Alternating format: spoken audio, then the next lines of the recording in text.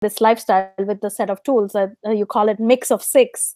Can you talk a little bit about those six parameters that you talk about and how that impacts our health and why it's important to focus on it?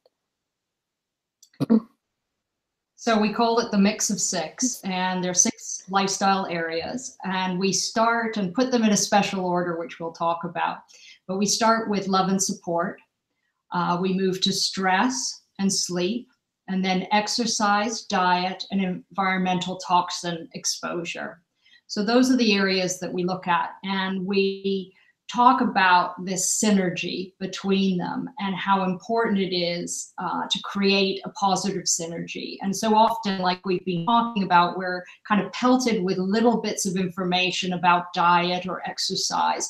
And often we kind of view our health in these silos of just diet. If I could only get that piece working, everything would be fine.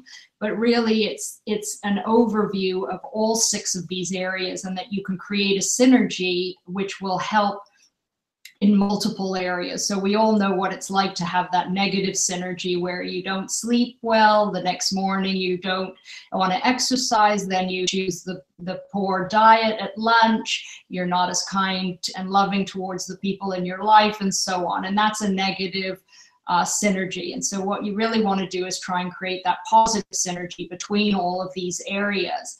And you know, the science is there in each of these areas, and it's so important that you understand that there's that synergy as well between them and how they reinforce each other. And you know, one of the things that's challenging as healthcare professionals as well is that there is evidence, as Allison mentioned, in each of the areas, but less research actually looking at the synergy. And we'll talk about, you know, both the positive and negative synergy and what the evidence actually shows. But most research is also done siloed.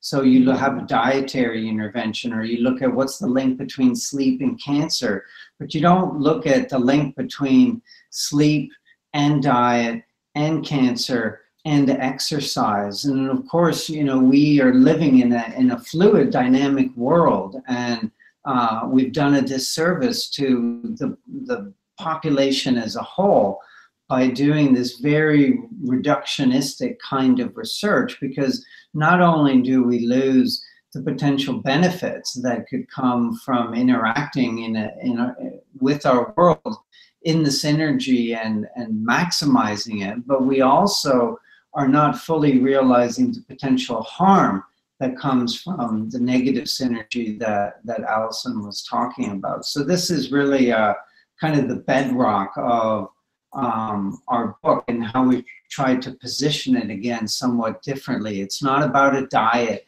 It's not about an exercise routine. It's not about how do I get a better night's sleep. There are books that are out there on each of those things, but how does it all interact to be able to ultimately have the positive synergy which allows you to be more successful in each of the